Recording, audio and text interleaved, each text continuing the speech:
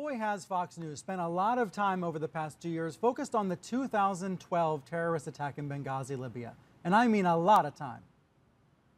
The Obama White House has been busted. There is now undeniable evidence that they, from the president on down, lied to you, the American people. The Obama administration was completely derelict in the Benghazi terror attack and was dishonest in the aftermath. We now know the Obama administration lied to us. They misled us, and they left Americans to die. Pretty strong words. But when a new Benghazi report came out on Friday, there was hardly a peep. And maybe that's because the report, which was Republican-led, it was by the House Intelligence Committee, debunks many of the myths that have run rampant on Fox News and in conservative media circles. The report, for example, found no intelligence failure prior to the attack, no stand-down order to security personnel, but it did find, and we should point this out, that security overall at the consulate was weak. So how did Fox News cover this report? Well, here's just one short example. It was a short story at the end of Greta Van Susteren's show in the speed read section. It was mentioned just one other time, and that was an hour before on Special Report with Bret Baier. It wasn't mentioned at all on Saturday. So I have to wonder, will Fox stop aggressively pushing its theories about Benghazi? Probably not. With its audience largely in the dark about the latest findings, the myths may and perhaps will live on. But with me now to discuss this is veteran journalist and author Jeff Greenfield and Noah Rothman, now associate editor at hotair.com, whose column about this topic just went online. So let me start with you, Noah. What was your takeaway, both from the report on Friday night? It seemed like it was sort of a Friday night news dump where the House Intel Committee wanted to have it come out before the weekend so no one would notice. What's your takeaway from the report and from the coverage of the report? Well, I think it essentially really said that this is Hanlon's razor, right? If you believed that this was a conspiracy theory, if you believed that the administration, quote, left people to die, then you were guilty of buying into a fallacy which suggested that this was malice and not incompetence. What we were dealing with was incompetence. Now, there were other aspects of this report, though, that shouldn't necessarily give the left a lot of celebration for, Fox being this organization that was out there on a limb. There were reports that were indicated that CIA personnel were given excessive polygraphing, for example. That was a CNN investigation. That was knocked down by this House intelligence report. The belief that CIA intelligence individuals knew that this was going to be an attack 24 hours after it had occurred, that was also struck down in this report. That comes from the Daily Beast. So we're talking about a variety of other outlets that aren't necessarily right-wing.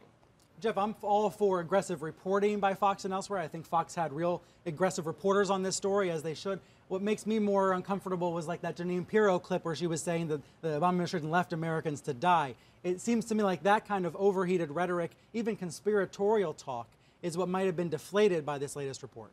And that's the point. That's why I think there's a difference between inaccurate reporting by sources and the narrative that many people, particularly on Fox, embraced, which is this was malicious, this was a lie, it's part of an administration that can't tell the truth.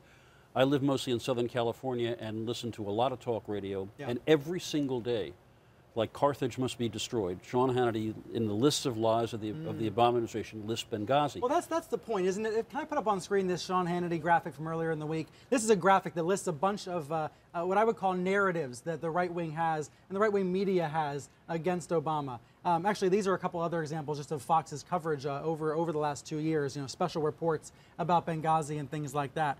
But there's a graphic I want to put up from Hannity's show from just a few days ago, because it lists a bunch of these stories, not just Benghazi, but others as well. One says Obamacare myth.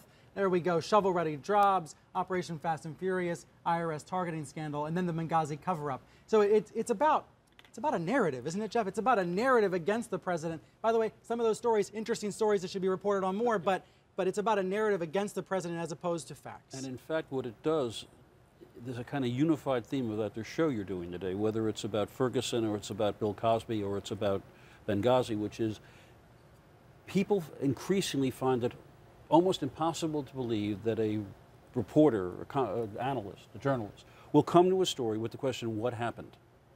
What happened? Because what people bring to a story is, we know what happened because it fits the larger universe that I see. It fits the story that a cop was defending himself against a threat to his life, or a cop was murdering an unarmed black man, or that Benghazi is part of a malicious attempt to lie to the American people, or that it couldn't be that this beloved figure in American entertainment could be a serial Interesting. rapist. Right. And Right. I find it depressing that the longer I'm at this, which may not be too much longer, Oh, don't the say harder it is for people to just accept the fact, no, I'm trying to find out what happened. No, you're not. You're part of the cover-up. You're part of the whatever it is. And that, to Yeah. just stay with the story, I need to know what happened, it's something that people, I think, give us less and less credence. Well, and to that point, I mean, no, there are actually lessons that need to be learned from Benghazi. The State Department might say they've already been learned, but this report does illustrate some security failures, for example. Quite a bit. And actually, if there But was... if we tune out to it, if we've already tuned out to it, to Jeff's point, we're not going to hear those important points. No, of the this story. report actually did a fairly serious bit of damage to, I believe, the State Department run under Hillary Clinton, which suggested that these outposts were not properly secured, and all the requests for additional security and noting that the deteriorating situation in Benghazi needed more security were ignored. But I would also contend earlier that these narratives that supposedly exist on the right are not necessarily exclusive to the right. Just Yeah, we need to in point that out. December of 2013. The New York Times ran a very thoroughly researched piece by David Kirkpatrick, which contended that this was an attack that was the result of a spontaneous demonstration gone wrong, and it had everything to do with the YouTube video. As recently as 2013, that was not only struck down by this House report, but by a United Nations report, which blamed it on Ansar al-Sharia and individuals linked to al-Qaeda. So, I mean, the idea that we have some confirmation bias here goes to both sides. Nor was I even suggesting. This story happens to be confirmation bias on the right. But, we're still going to hear, I think, that the midterm elections were dictated either by gerrymandering or by voter suppression, which, at least from one point of view, is just palpably nonsense. This is all just in time for Thanksgiving, by the way. We're going to go to our Thanksgiving dinner tables and we can debate Obamacare because of Gruber, Grubergate in the news. We can debate immigration, and people have, they're hearing different stories about that in the news. And this, with Benghazi, the kind of thing that people have two different narratives about. And I'm sure it'll be hashed out over the dinner table. Noah Rothman and Jeff Greenfield, thanks both for being here. Appreciate it.